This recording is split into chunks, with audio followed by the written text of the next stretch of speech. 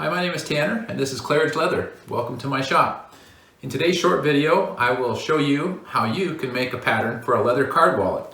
So eventually this is our goal, to make a bifold card wallet. It's very simple, but I know sometimes to make a pattern can be a little bit intimidating, especially if you're just getting into the craft, or some people love making patterns, some people kind of dread it. So hopefully through this video you'll gain some tips and tools so that you'll feel more confident in tackling your next project. So real quick, let's run through some of the things I like to have on hand when I start to make a pattern. So I like to have a square. This is kind of a big square. You may not need one this large, but this is what I have on hand. I like to have a ruler. As far as what to make the pattern out of, I really like these file folders. It's just something you get at the local office supply store. I think it's a nice firmness. I like it better than using notebook paper. Also, something that can work well are old cereal boxes. They work awesome for patterns. I like to use a utility knife like this. As long as it's good and sharp, it should work really well. You can use scissors, or you could use an X-Acto knife. I like a mechanical pencil, personally.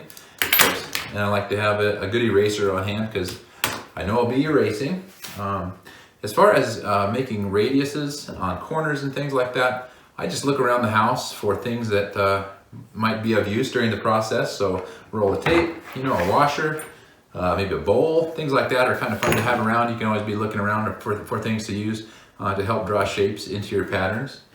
This is actually a radius gauge. It's a nice one. It's got all kinds of different radiuses, so that's handy if you have it, but things you find around the house are also good too.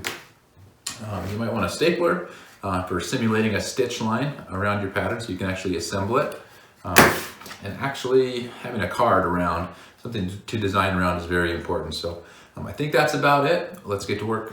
So when I think about designing a wallet, first of all, I think about what do I want to put in the wallet. And in my case, I don't like to carry too much cash, but I do carry a few cards, maybe 6 to 8 cards. So I'm going to design first the pocket that will fit this card. So after we have traced around the card, we will decide how much space we need on all sides of the card for our stitch lines. We want to be able to fit our card in there comfortably without being too tight.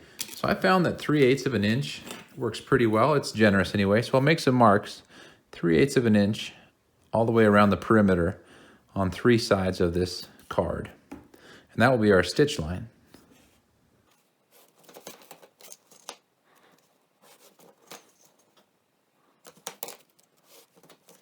So now we need to decide how much material we want between our stitch line and the edge of the wallet. So I think that 3/16 is a nice amount. It might, again, be a little bit on the generous side, but let's use 3/16 here. So I'll make some dots, just 3/16 from the edge, all the way around. And then again, just make some lines. And this will be the actual edge of the leather. And this is also going to be the overall height of the wallet, since the pocket height is going to determine the height of the wallet itself.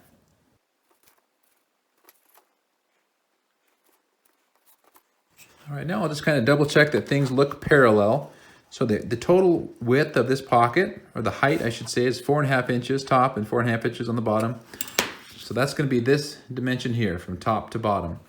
At this point, we get to decide what shape we want that pocket to be.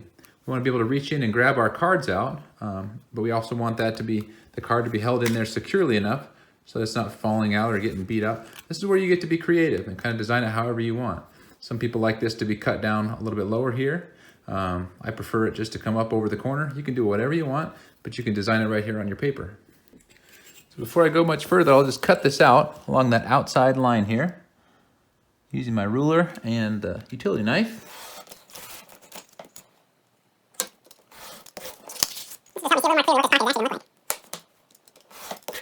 So for this example, I'm going to choose to have the height of my pocket be just flush with the top of this card.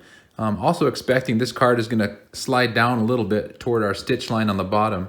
It's actually going to sink in a little bit deeper than this line. So I'm going to draw a line right across the top of the card here, and that will be the top of our wallet. And then from there, we'll just determine what kind of a dipped shape we want in there. I'm just going to cut it here, just like that. I think this is 2 3/4 inch here. Yep, exactly. So if you want to do it just like I'm doing it right now, what we have is 4.5 inches this way and 2 3/4 this way. So here's where you can reach for your household objects and use them. So you want to make sure that you're kind of symmetrical on both sides. But you can use those to kind of trace in there if you want. You can use a larger radius if you want. Just kind of sketching around here. You can play around. One other trick I like to do is take this and just fold it directly in half. That way, if you decide to make a cut along one of these lines, so I'll just make a cut here right on this first one that I drew from the tape. See how that looks? Not too bad. So that could be a perfectly good pocket. We could also make a little radius here. We'll reach for our washer. Put that right up there and connect these two with a little radius. I think a radius always makes things look kind of nice. We'll hold the washer there and cut around. And just gives that kind of a nice curved look up at the top of the pocket. So that could be a nice pocket. So I made a few extra card patterns here. These are blank, so just kind of play around with the shape that you like. So nobody says it has to be symmetrical, so you can kind of make something asymmetrical if you want. Just kind of play around, see what you like. You can cut that out, lay a card on it, just see what you think.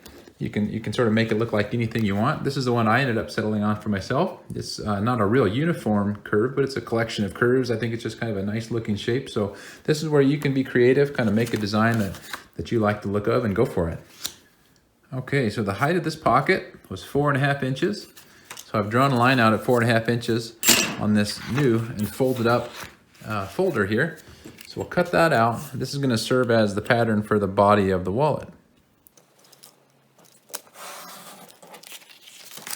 So in my experience, about 3 3/16 inches here works out pretty well. So I've drawn a line there, and I'll cut this. I'll cut both sides out at the same time, right on that line. So that should make it 6 3/8 for the overall length when it's unfolded. Let's see how we did. 6 3/8. So we did all right. All right, so I think we're done. So you can put a pocket on the outside here. You can put 2 on the inside. So, or you can just put 2 on the inside and just leave it blank on the outside. Totally up to you how you configure it. But this is a pretty versatile pattern, and look forward to seeing what you can create. Well, I really enjoyed that process, and I hope you did too. So just to recap, we're at 6 3/8 wide, 4.5 tall, and this pocket is 2 3/4 wide. So hopefully that gives you a place to start, and hopefully it also gives you some confidence to tackle this on your own. So please don't miss the next video where we actually make this wallet. We'll go through every step of that process together. As always, in the comments below, if there's anything you want to see in future videos, or if you have tips to offer the rest of this community, I want this to be a place where we can learn from each other, and I want to provide the best possible resource that I can for you. So thank you so much for joining me. Please subscribe if you'd like to see more videos like this. I can't wait to do some more leather work with you.